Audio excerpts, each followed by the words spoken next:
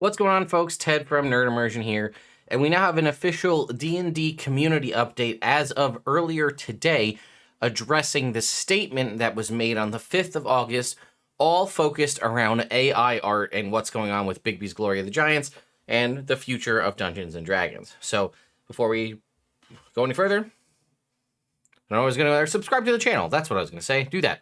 All right, so let's go ahead. On AI art generation in D&D. Last week, we became aware of an artist that used generative AI to create artwork for the upcoming book Bigby Presents Glory of the Giants. We have worked with the artist since 2014, and he's put years of work into books we all love. While we weren't aware of the artist's choice to use AI in the creation process of these commissioned pieces, we have discussed it with him and will not use generative AI for Wizards' work moving forward.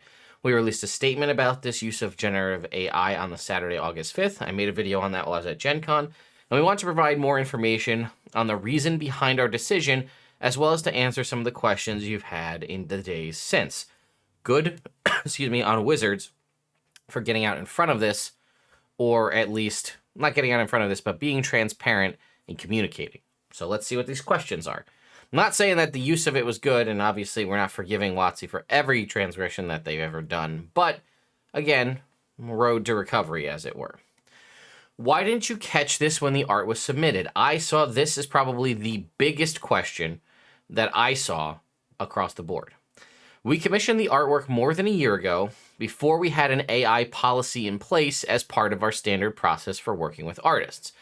We enjoy working with artists of varying styles and encourage artistic interpretation and exploration. We saw the artwork as an evolution of the artist's professional style. We did not realize there was a change in his process or tools. So from a purely business standpoint, that makes sense, right? I don't love that response personally, but technically, if you didn't say you are not allowed to use AI and someone does it, you can't fault them. You can be upset about it. You can be mad about it and change your policies to officially state that's not the case going forward, but you really can't fault the artist for doing it. And again, if you check out this artist's particular Twitter page, from what I saw, they seem to be very AI pro. So it's a thing you could have put two and two together, but either way. But you're going to continue working with this artist. This was another thing that I saw immensely from people, is their original statement and everything that we talked about before didn't say they wouldn't keep working with the artist. Now, again, they have just shy of a 10-year tenure with this artist, so that is a lot of faith built over that period of time, but a lot of people are saying they used AI art. It wasn't in a deceptive manner, I don't think. They didn't disclose that they were using it, but once again, they didn't have to do so. But what people are saying is, you said you're still going to continue to work with them. We don't feel it's fair to ban an artist when there was no AI policy in place for them to follow. Additionally, we have recommissioned all art that used generative AI. So again, this is like an innocent till proven guilty kind of a situation. However you feel about the usage of AI art, and I've seen a fair few of you in the comments that are like, this is the way of the future, this is how things are just going to be going forward, and at some point the AI will be so good the human eye won't be able to tell it apart. And realistically, with the way technology moves, you're probably right. But the general public opinion on this, for the most part, seems to be AI art bad, pay your artists who do actual work good.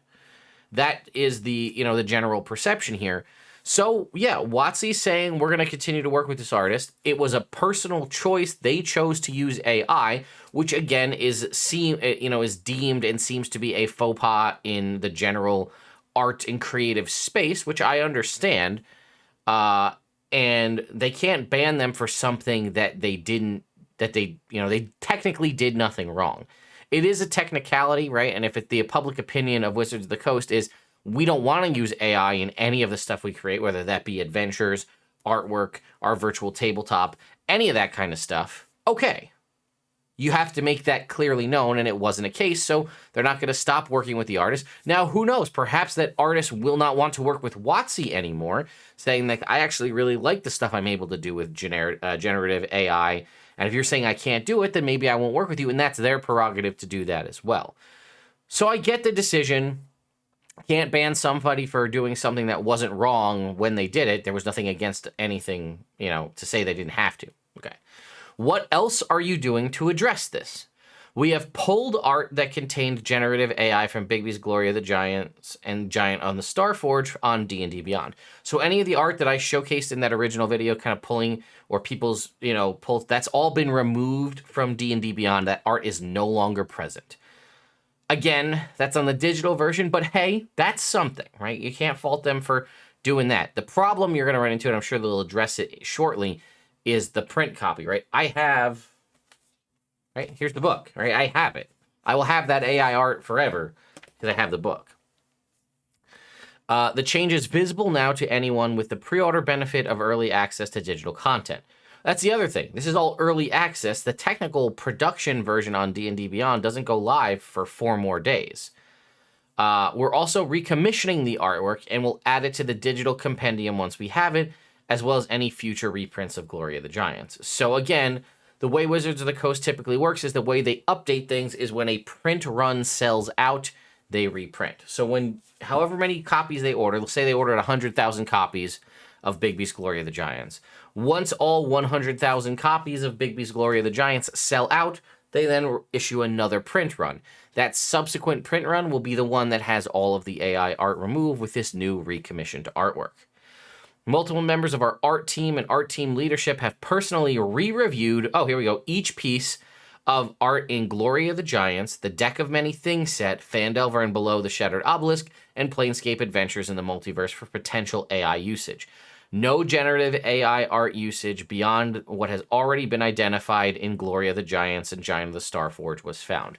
So that was another question that I myself had, and I think many of you did, is if you caught this and it's caused as much of an issue as it has, you better make sure the other 3 releases you have set for the rest of the year don't do it. And according to this statement here, which we'll come back to if things change, but multiple members of our art team and art team leadership have reviewed it, and it appears that the usage of generative AI was only in Bigby's Presents Glory of the Giants and Giants of the Starforge, which is an adventure created here on D&D Beyond.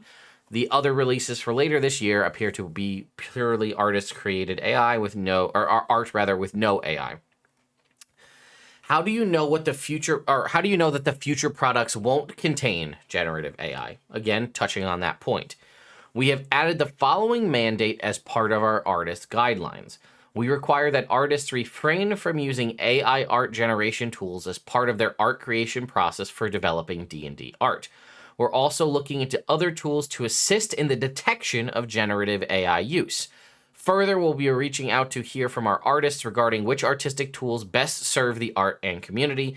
The heart of D&D is human creativity and imagination. We will continue to commission and deploy human artists to make D&D books and game products.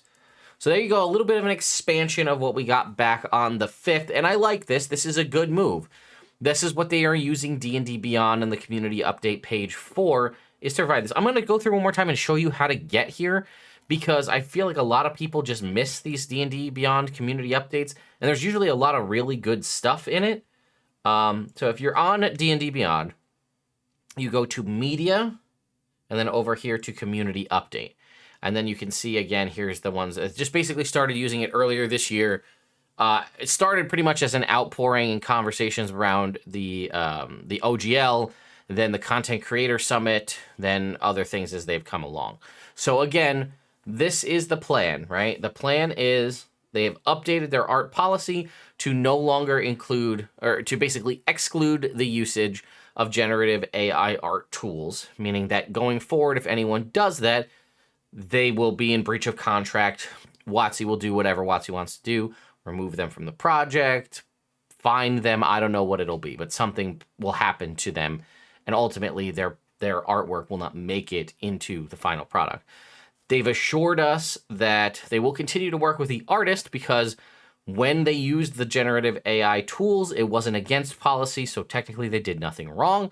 Granted, if they use it going forward, then there will be a problem. They double-checked that all future releases post Bigby's Glory of the Giants are not using AI, and that have been 100% confirmed to be true from their art team. Again, I'm sure the internet will do the internet's thing when those book releases and scour them with a very specific eye looking for that. They've also said they're working on finding detection tools in case somebody tries to sneak it through. They'll have a way to do that. And then reaching out to hear from their artists regarding which artistic tools best serve the art and community. D&D is made by humans for humans, and they want to keep it that way.